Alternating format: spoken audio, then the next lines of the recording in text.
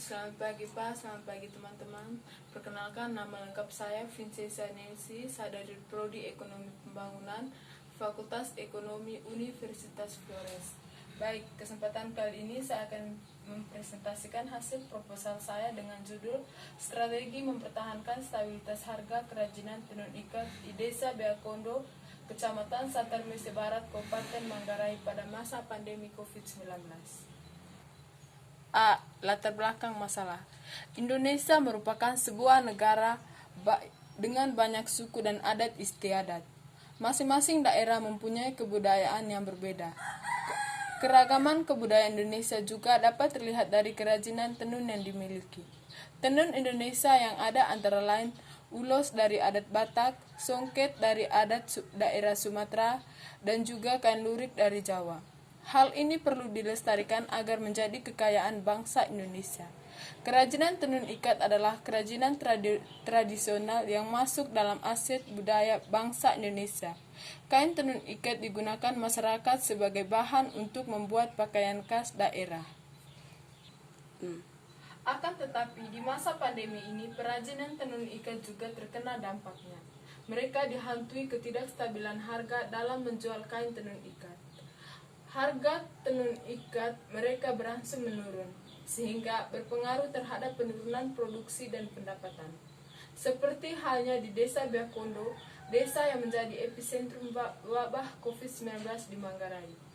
Krisis ekonomi di masa pandemi COVID-19 sudah menjadi realitas yang harus segera diselesaikan. Wabah ini tidak hanya menghantam sektor kesehatan Indonesia, namun sektor ekonomi juga dibuat kacau dan hancur oleh berbagai elemen masyarakat, baik itu kelas ekonomi ataupun bawah, turut merasakan dampak yang begitu drastis. Yang berikut data harga kain tenun ikat di Kabupaten Manggarai dari tahun 2016 sampai tahun 2020.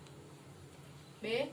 Rumusan masalah. Berdasarkan uraian dari latar belakang di atas, maka dikemukakan rumusan masalah, yaitu bagaimana strategi masyarakat dalam penjualan hasil kerajinan tenun ikat di masa pandemi COVID-19. Tujuan penelitian sesuai dengan rumusan masalah di atas, maka tujuannya yaitu untuk mengetahui strategis masyarakat dalam penjualan hasil kerajinan tenun ikat. D. Manfaat penelitian. Berdasarkan tujuan penelitian di atas, maka manfaat penelitian adalah bagi masyarakat, dapat dijadikan bahan evaluasi bagi masyarakat, terutama berkaitan dengan strategis mempertahankan kestabilan harga di masa pandemi COVID-19. Bagi peneliti, penelitian ini diharapkan bermanfaat untuk membantu kelompok usaha tenun ikat di Desa Beakondo dalam hal mencari strategi untuk menjaga kestabilan harga. E. Landasan teori. Teori yang melandasi pokok permasalahan. Pengertian strategi. Kata strategi berasal dari bahasa Yunani yaitu strategos dengan akar kata strok dan eig. Stratos berarti militer dan eig berarti pemimpin. Pada awalnya strategi diartikan generalship atau sesuatu yang dilakukan oleh para jenderal dalam membentuk rencana untuk mengalahkan musuh dan memenangkan perlombaan, sama halnya dengan industri tenun ikat yang juga membutuhkan strategi untuk mempertahankan stabilitas harga di dunia bisnis sesuai dengan tujuan yang telah ditetapkan. Pengertian strategis yaitu keunggulan bersaing guna mengubah kekuatan perusahaan atau organisasi sehingga menjadi sebanding atau melebihi kekuatan pesaing dengan cara yang lebih efisien. Ada beberapa definisi strategi menurut para ahli. Yang pertama, menurut Fred R. David dalam bukunya Strategic Management adalah mendefinisikan strategi sebagai cara untuk mencapai tujuan jangka panjang. Strategi bisnis bisa berupa perluasan geografis, diversifikasi akuisisi, pengembangan produk, dan liquidasi dan joint venture.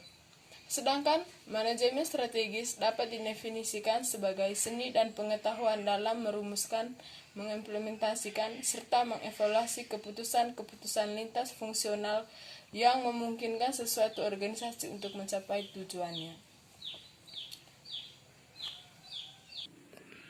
Yang kedua, teori harga. Pengertian harga menurut Fendi Tipstono tahun 2008, harga adalah satuan moneter atau ukuran lainnya atau termasuk barang dan jasa yang ditukarkan agar memperoleh hak kepemilikan atau penggunaan suatu barang atau jasa.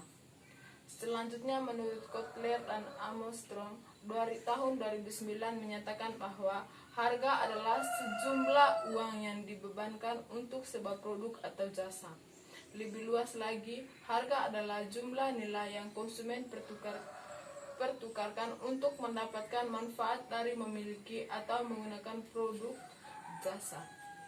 Berdasarkan uraian pengertian di atas, dapat disimpulkan bahwa harga adalah sejumlah uang yang dibayarkan konsumen untuk mendapatkan barang atau jasa yang diinginkan guna memenuhi kebutuhannya. World Health Organization atau WHO menetapkan tentang virus corona atau yang biasa disebut dengan COVID-19 yang menjadi pandemi karena virus ini telah menyebar ke berbagai negara, bahkan sudah mendunia. WHO mengartikan pandemi sebagai suatu kondisi populasi pada dunia yang berpotensi menjadikan jatuh dan sakit. Pandemi COVID-19 ini juga berdampak dari berbagai sektor kehidupan seperti ekonomi sosial dan juga pendidikan. Seperti yang terjadi pada harga suatu barang mengalami ketidakstabilan, seperti yang dialami pada pengrajinan kain tenun ikat, tidak stabil karena adanya perilaku konsumen berkurang. Jadi, dari pengrajin tenun ikat berinisiatif untuk menurunkan harga kain tenun ikat sesuai dengan harga yang ditawarkan oleh pelanggan ataupun perilaku konsumen. Hal ini mempengaruhi perekonomian masyarakat yang sebagian besar mengalami kerugian. Sedangkan metode penetapan harga menurut Tiptono 2008, metode penetapan harga pada dasarnya dibagi menjadi 4 kategori, yaitu yang pertama, metode penetapan harga berbasis permintaan, menekankan faktor-faktor yang mempengaruhi selera dan preferensi pelanggan seperti biaya, laba, dan pesaing. 2. Metode penetapan harga berbasis biaya. Dalam metode ini, faktor penentu yang utama aspek penawaran atau biaya, bukan aspek permintaan. Yang ketiga, metode penetapan harga berbasis laba, menekankan penyeimbangan pendapatan dan biaya dalam penetapan harga. Yang keempat, metode penetapan harga berbasis pesaing, selain berdasarkan pada pertimbangan biaya, permintaan, atau laba, harga juga dapat ditetapkan atas dasar persaingan, yaitu apa yang dilakukan pesaing. Yang ketiga, teori kerajinan. A. Pengertian kerajinan. Kerajinan adalah suatu barang atau jasa yang dihasilkan oleh keterampilan tangan dengan menggunakan kreatif dan inovasi.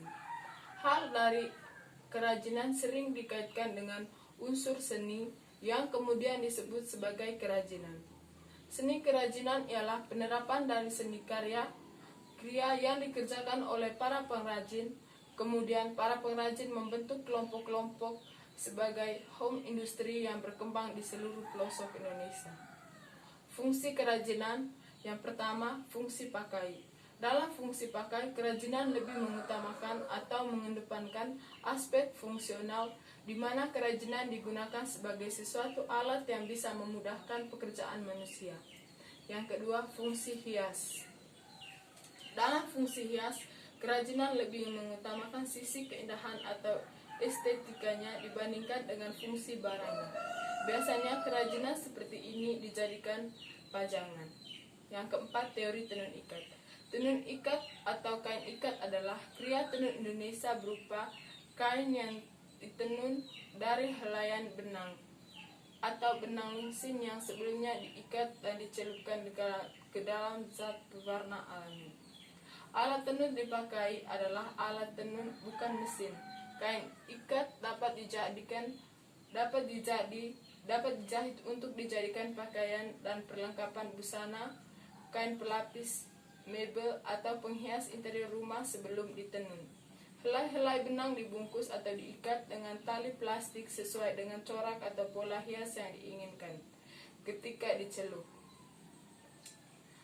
4.1 Bahan dasar kain tenun ikat. Pembuatan kain tenun dimulai dari persiapan pembuatan benang dan pembuatan zat pewarna kain. Pertama yaitu pembuatan benang dengan cara tradisional menggunakan pemberat yang diputar dengan jari-jari tangan. Pemberat yang pembentuk layaknya gasing ini dibuat dari terakota atau kayu. Adapun bahan dasar membuat benang antara lain kapas, kulit kayu, serat pisang, serat nanas, daun palem. Dan yang kedua, pembuatan zat warna yang terdiri dari dua warna biru dan warna merah.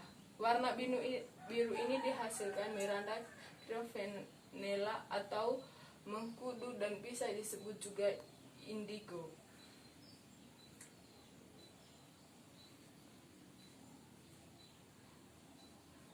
Berikut tinjauan pustaka. Yang pertama dari nama Gagok Setiawan dan Fuad Atmadi dan teman-teman, dengan judul Analisis Peningkatan Penjualan Produk Kain. Hasil penelitian dengan metode QFD menunjukkan langkah-langkah mana yang harus didahulukan oleh perusahaan yang perlu dan yang sangat rutin mengembangkan desain, variasi, dan inovasi baru dengan mengikuti perkembangan zaman. Alat analisis yang digunakan deskriptif, kualitatif, dan pendekatan kualitatif.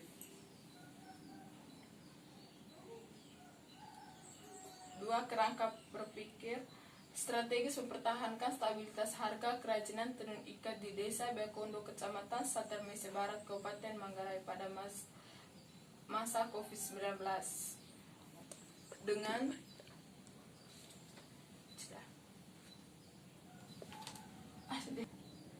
variabel bebas. Strategi mempertahankan kestabilan harga dan variabel terikat kerajinan tenun ikat dan menggunakan alat analisis SWOT. Metode penelitian. Jenis penelitian yang digunakan dalam penelitian ini adalah penelitian kualitatif, merupakan penelitian yang bersifat deskriptif dan cenderung menggunakan analisis, menurut Sugiono tahun 2015. Yang kedua, lokasi penelitian. Penelitian ini dilakukan di Desa Bekondo, Kecamatan Sater Mese Barat, Kabupaten Manggarai. 3. Definisi operasional. Definisi operasional adalah kerangka yang menggambarkan hubungan antara definisi khusus yang akan diteliti. Yang pertama, strategi. Pengertian strategi yaitu keunggulan bersaing guna mengubah kekuatan perusahaan atau organisasi sehingga menjadi sebanding atau melebihi kekuatan pesaing dengan cara yang lebih efisien. Harga, sejumlah uang yang dibayarkan konsumen untuk mendapatkan barang atau jasa yang diinginkan guna memenuhi kebutuhan. Yang ketiga, tenun ikat. Tenun merupakan teknik dalam pembuatan kain dan dibuat dengan prinsip yang sederhana, yaitu dengan menggabungkan benang dan secara memanjang dan melintang.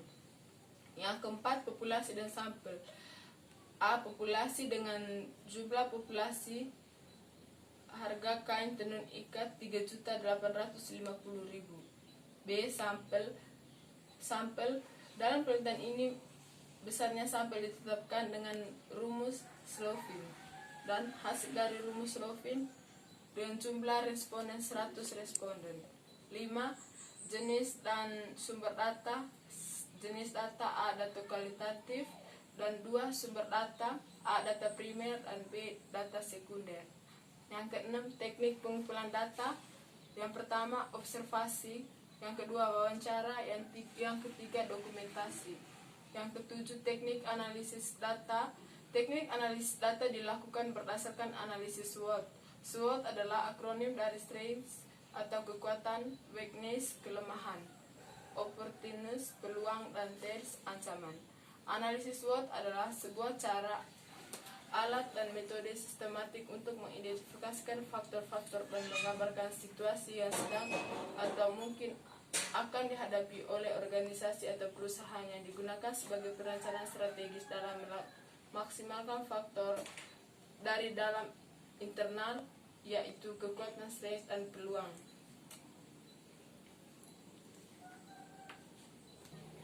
Baik, terima kasih. Itu saja yang saya perlu presentasikan.